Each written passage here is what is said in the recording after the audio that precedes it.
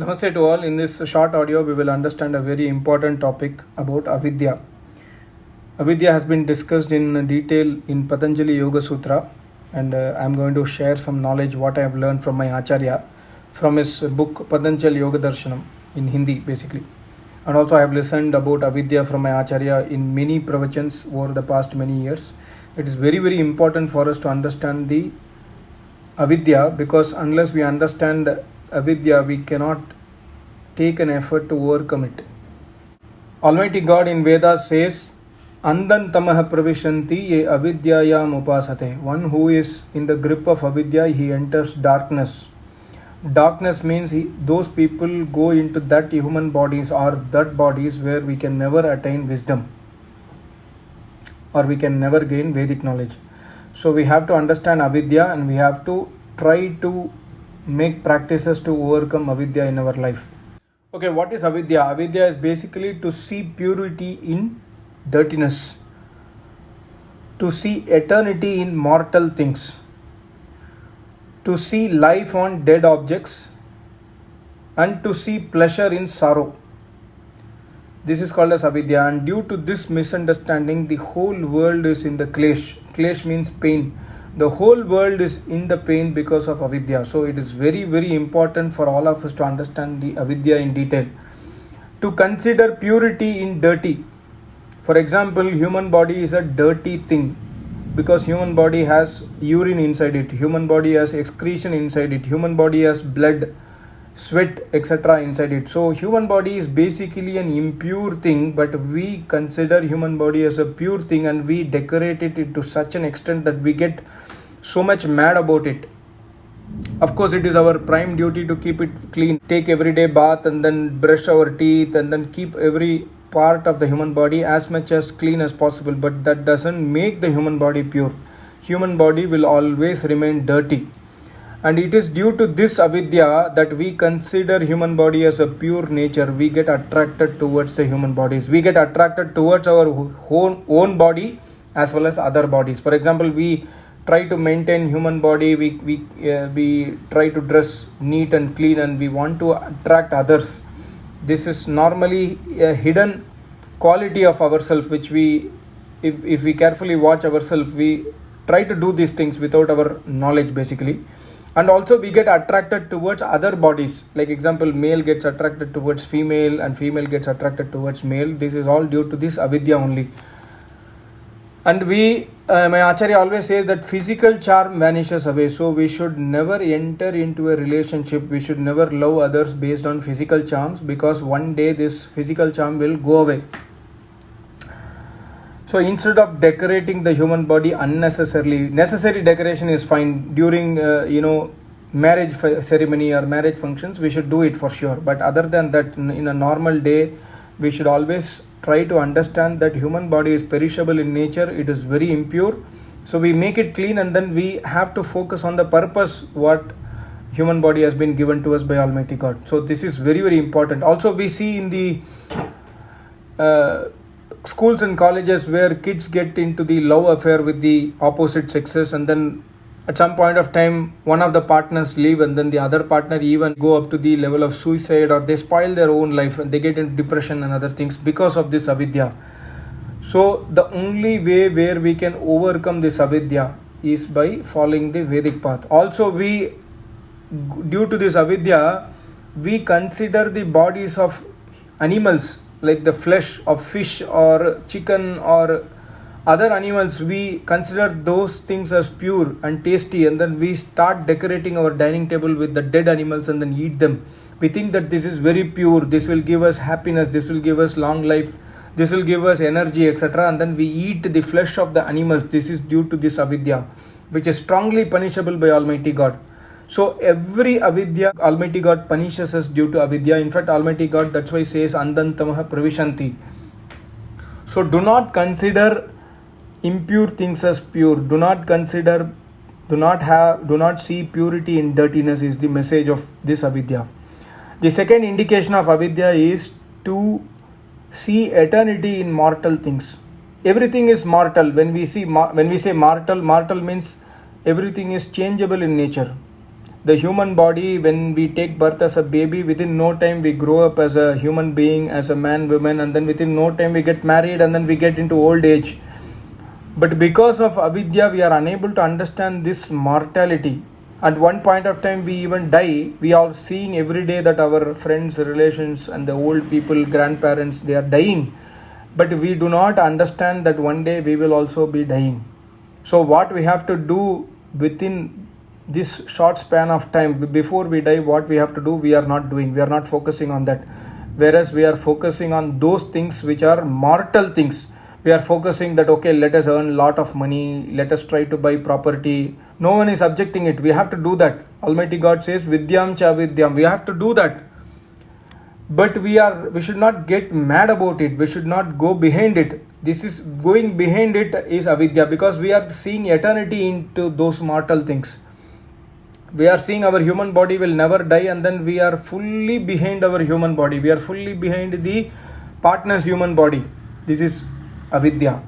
By doing this avidya, we will enter into darkness. By getting trapped into this avidya, we will enter into darkness is the message given by Almighty God in the Vedas. In fact, this entire world will die one day. The entire world was created. So whatever gets created will get destroyed. So even this world will go into the mortality. World will die one day, but we see this world as an eternal place. And then we want to build our empire in this. We will not be existing at some point of time, but we want to do an empire. We want to build an empire in this, that this empire will be an eternal empire. No, this is avidya. This is called as maya. And also because of this avidya, we cry. We cry whenever we lose our property, whenever we have an accident on our car. Okay, oh, there is a scratch in my new car. We have so much of affection. We think that this is going to be with us eternally. The next one, avidya, is we see life on the dead objects. Everything is a dead object. Every object, including our human body, is a dead object, dead matter, because human body is made of 5 elements of matter. Water is a non-alive thing. Fire is a non-alive thing. Air is a non-alive thing. Space is a non-alive thing. Earth is a non-alive thing. Human body is made of these non-alive 5 elements. Naturally, human body is a non-alive thing, but we consider the human body as a alive thing. The human body appears to be alive only because of presence of us inside it. And us means souls. Soul is the alive thing, whereas human body is already a dead object. But because of this avidya, we see life on dead objects. We see that human body is alive. We do not understand that human body is alive due to the presence of soul inside it. But when somebody dies, we start crying. This is because of the avidya basically. So we should understand that there is no life in the dead object. But because of avidya, we consider dead object to be alive and then alive object to be dead. For example, soul. We do not have any consideration for our soul. Almighty God in the Vedas says, for human body it needs food, but for soul it does not need food. Soul does not even sleep. Soul does not have thirst. But the food for soul is Vedic knowledge, Brahma Gyan. But we do not give food for our soul because we do not consider soul as an alive object. We consider soul as a dead thing, and we consider human body as an alive object. So this avidya has to be overcome by way of worshipping Almighty God, by way of listening Vedas from an Acharya. So the most important thing is to search an Acharya of Vedas. The last lakshana of avidya is to see pleasure in sorrow, or I am sad person but I feel that I am a happy person. How we are sad person, we have to understand. For example, I want to buy a watch. I buy a watch and then this watch gives me so much happiness. The new mobile phone gives me so much happiness. New car give me so much happiness. New house gives me so much happiness. But only for some moments. After some months, after some days, I again start feeling a need for something else. This is the reality of the universe. This is the reality of the world. This means that no material objects can give us happiness because soul does not need it.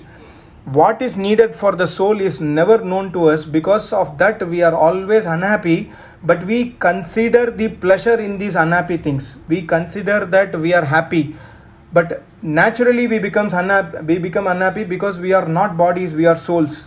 And this is avidya basically, and because of this avidya we are entering into the darkness. Almighty God is punishing us.